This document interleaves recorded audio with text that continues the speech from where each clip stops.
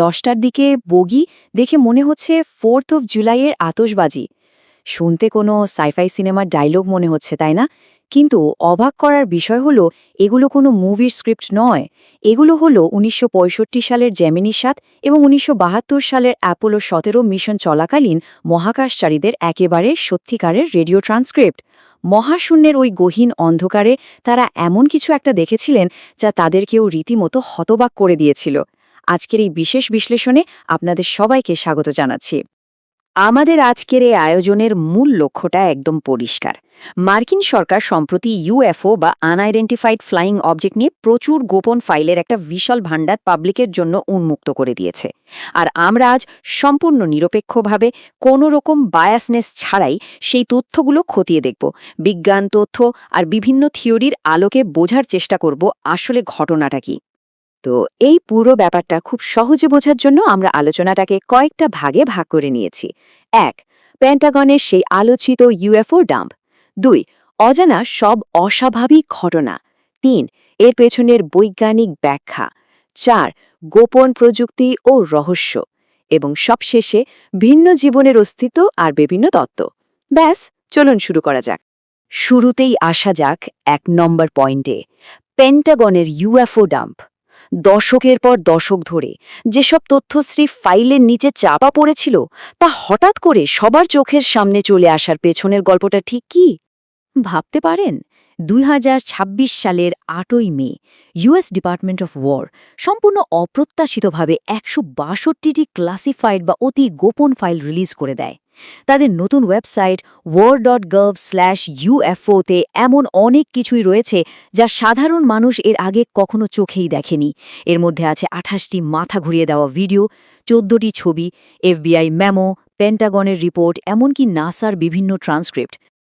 অবশ্য এই বিশাল পরিমাণ তথ্য প্রকাশের পেছনে একটা রাজনৈতিক প্রেক্ষাপটও আছে।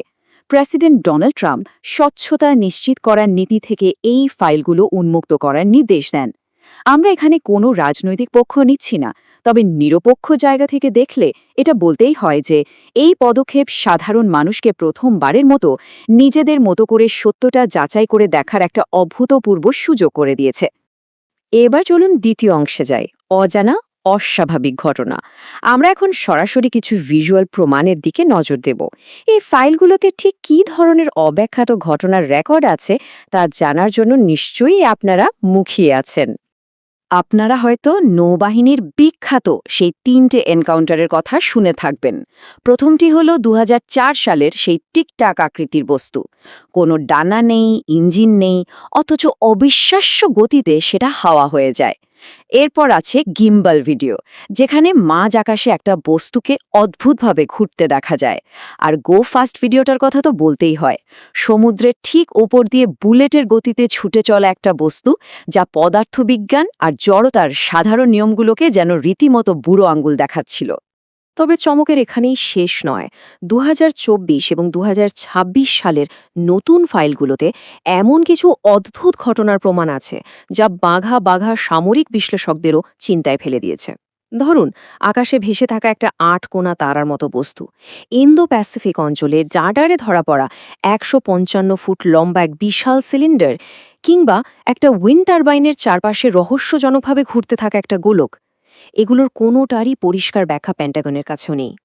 আর মজার ব্যাপার হলো, এই রহস্যময় ঘটনাগুলো কিন্তু শুধু পৃথিবীর আকাশে ঘটছে না।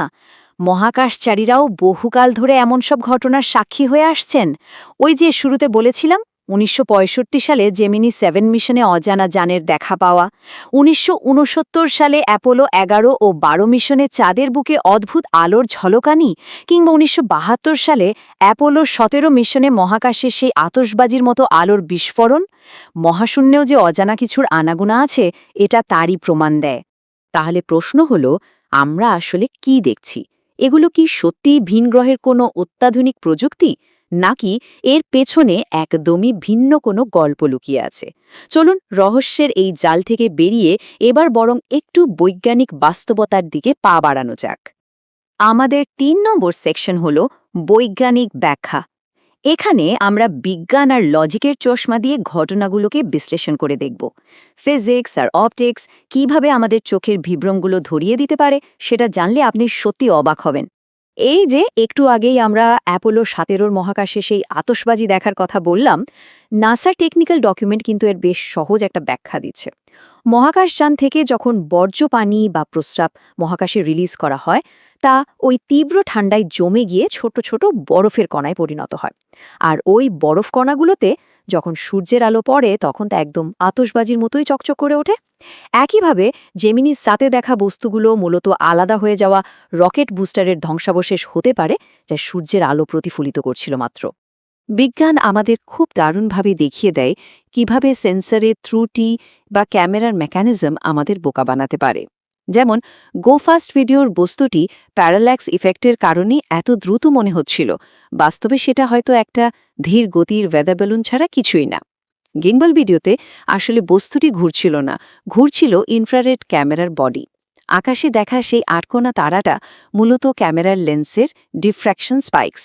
আর চাঁদের ছবিতে দেখা ওই আলোর বিন্দুগুলো মহাজাগতিক রশ্মি বা কসমিক রের কারণে তৈরি হওয়া সাধারণ সাদা দাগ হতে পারে। অসাধারণ, তাই না? কিন্তু বিজ্ঞানের ব্যাখ্যার পরও কিছু প্রশ্ন থেকে যায়। তাই আমাদের ৪ নম্বর অংশে আমরা কথা বলবো গোপন প্রযুক্তি এবং রহস্য নিয়ে। ইউএফওর গল্পের আড়ালে লুকিয়ে থাকা জিওপলিটিক্যাল বা ভূ রাজনৈতিক বাস্তবতাগুলো এখন আমরা খতিয়ে দেখব। সরকারি নজরদারির ইতিহাস খাটলে দেখা যায় এই ফ্লাইং সসার বা উড়ন্ত চাকতির ধারণাটা অনেক সময়ই কোল্ড ওয়ার বা স্নায়ুযুদ্ধের সময়কার গোপন সামরিক অভিযানগুলোকে আড়াল করার জন্য দারুণ একটা কভার আপ হিসাবে ব্যবহৃত হয়েছে। যেমন ধরুন ১৯৪৭ সালের সেই বিখ্যাত রসওয়েল ঘটনা। ১৯৯৪ সালে প্রকাশিত প্রজেক্ট মোগলের তথ্য অনুযায়ী সেটা আসলে কোনো এলিয়েন স্পেসক্রাফট ছিল না, বরং সেটা ছিল সোভিয়েত ইউনিয়নের পারমাণবিক পরীক্ষা পর্যবেক্ষণের জন্য ওড়ানো একটা মার্কিন স্পাই বেলুন। এখানে একটা প্যাটার্ন খেয়াল করার মতো। ইউএফও দেখার ঘটনাগুলো সাধারণত এমন সব জায়গাতেই বেশি ঘটে যেখানে মার্কিন সামরিক বাহিনীর স্ট্রং হোল্ড বা খুব উন্নত রাডার এবং সেন্সর সিস্টেম বসানো আছে। পশ্চিম যুক্তরাষ্ট্র, গ্রিস, ইরাক, সিরিয়া কিংবা জাপান এবং ইন্ডো প্যাসিফিক অঞ্চল সবখানেই কিন্তু একই চিত্র। সামরিক বাস্তবতা হল এই অজানা বস্তুগুলোর বেশিরভাগই হয়তো আমাদের এই পৃথিবীরই কোনো না কোনো দেশের উন্নত নজরদারি প্রযুক্তি। এগুলো হতে পারে কোনো পরীক্ষামূলক স্টিলথ এয়ারক্রাফট, চাইনিজ গুপ্তচর বেলুন বা শত্রুপক্ষের ড্রোন, এমনকি রাডারকে বোকা বানানোর জন্য তৈরি করা রাডার স্পুফিং বা ইলেকট্রনিক ঘোস্ট সিগন্যালও হতে পারে। অর্থাৎ জিনিসগুলো আকাশে ঠিকই ছিল, কিন্তু সেগুলো এলিয়েনদের নয়, বরং আমাদেরই কারো তৈরি। এবার আমরা চলে এসেছি আমাদের আলোচনার একেবারে শেষ পর্যায়ে, ৫ নম্বর অংশ, ভিন্ন জীবনের অস্তিত্ব এবং তত্ত্ব। ফাইল প্রকাশের পর থেকে মানুষের মধ্যে যেসব সাংস্কৃতিক, থিওরিটিক্যাল বা ধর্মীয় চিন্তাভাবনা তৈরি হয়েছে, সেগুলো আমরা এখন একটু নিরপেক্ষভাবে দেখব। আচ্ছা, ধরুন আমরা বেলুন, ড্রোন বা ক্যামেরার ত্রুটির সব বৈজ্ঞানিক ব্যাখ্যা মেনে নিলাম, কিন্তু তারপরেও তো কিছু ঘটনা অমীমাংসিত থেকেই যাচ্ছে, তাই না? সেগুলোর পেছনে আসলে কি থাকতে পারে? এই একটা প্রশ্নই কিন্তু মহাবিশ্বে আমাদের অস্তিত্বের অর্থ খোঁজার একটা নতুন দরজা খুলে দেয়। যেমন ধরুন ১৯৯৪ সালের একটা খুব আলোচিত কনস্পিরেসি থিওরির কথা এখানে বলা যায়, যার নাম প্রজেক্ট ব্লু বিম। এই থিওরি অনুযায়ী পৃথিবীর ক্ষমতাশালীরা নতুন বিশ্ব ব্যবস্থা বা নিউ ওয়ার্ল্ড অর্ডার কায়েম করার জন্য কৃত্রিম হোলোগ্রাফিক প্রযুক্তির সাহায্যে একটা ভুয়া এলিয়েন আক্রমণের নাটক সাজাতে পারে। অনেকেই তাই সন্দেহ করছেন এই যে এত এত ইউএফও ফাইল হঠাৎ প্রকাশ করা হলো, এটা হয়তো সমাজে একটা নিয়ন্ত্রিত আতঙ্ক ছড়ানোরই কোনো মাস্টার প্ল্যান। এরই মধ্যে আবার ফক্স নিউজে গবেষক এবং বিজ্ঞানীরা বেশ বিস্ফোরক কিছু দাবি করে বসেছেন। তাদের সূত্র বলছে নাকি বেশ কয়েকটা বিধ্বস্ত ইউএফও উদ্ধার করা হয়েছে, আর সেখান থেকে ৪ প্রজাতির এলিয়েনর দেখা মিলেছে। দাবি করা হচ্ছে এদের মধ্যে আছে সিনেমায় দেখা ক্লাসিক গ্রে এলিয়েন, মানুষের মতো দেখতে লম্বা নডিক্স, পোকার মতো দেখতে ইনসেক্টয়েডস এবং টিকটিকির মতো আঁশযুক্ত রেপটিলিয়ান্স। তবে সত্যি বলতে এর সপক্ষে এখনও শক্ত কোনো প্রমাণ সামনে আসেনি। কিন্তু সবচেয়ে মাথা ঘুরিয়ে দেওয়া ব্যাপারটি ঘটে যখন বিজ্ঞানের সাথে ধর্মতত্ত্ব মিলে যায়। 2024 সালে হার্ভার্ড ইউনিভার্সিটির একটা পেপারে ক্রিপ্টো টেরেস্ট্রিয়াল হাইপোথিসিস নিয়ে আলোচনা করা হয়। সেখানে বলা হয়েছে এই অজানা বস্তুগুলো হয়তো ভিন গ্রহের নয়, বরং পৃথিবীরই কোনো লুকিয়ে থাকা ইন্টেলিজেন্ট সত্তা। অবাক করা ব্যাপার হলো এর সাথে কিন্তু 1400 বছর আগের ইসলামী ধর্মতত্ত্বের জিনের ধারণার দারুণ একটা মিল পাওয়া যায়। ইসলামী বিশ্বাস মতে জিনেরা ধোঁয়াবিহীন আগুন বা শক্তি থেকে তৈরি। তারা আমাদের সমান্তরালে এই পৃথিবীতে বাস করে এবং তাদের আকাশে ওড়ার ক্ষমতাও আছে। আবার যদি ধর্মীয় দৃষ্টিকোণ থেকে মহাবিশ্বে অন্য প্রাণের অস্তিত্বের কথা বলি, সেটাও কিন্তু একেবারে উড়িয়ে দেওয়া হয়নি।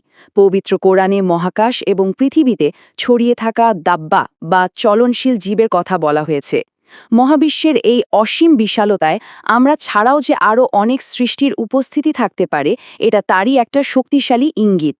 বিজ্ঞানীদের ড্রেক ইকুয়েশন অনুযায়ী শুধু আমাদের এই মিল্কি ওয়ে গ্যালাক্সিতেই এমন লাখ লাখ গ্রহ থাকতে পারে যেখানে প্রাণীর বিকাশ ঘটা সম্ভব। তাহলে একবার ভেবে দেখুন, পর্যবেক্ষণযোগ্য মহাবিশ্বের কোটি কোটি গ্রহের মধ্যে আমরা কি সত্যিই একা? বিজ্ঞান সামরিক ল্যাবরেটরির কোনো গোপন প্রজেক্ট, নাকি সত্যিই ভিন গ্রহের কোনো বুদ্ধিমান প্রাণী? আসল সত্যটা হয়তো ওই ফাইলগুলোর গভীরেই কোথাও লুকিয়ে আছে, যা জানার জন্য আমাদের হয়তো আরও কিছুটা সময় অপেক্ষা করতে হবে। আজকের এই বিশ্লেষণে আমাদের সাথে থাকার জন্য অসংখ্য ধন্যবাদ।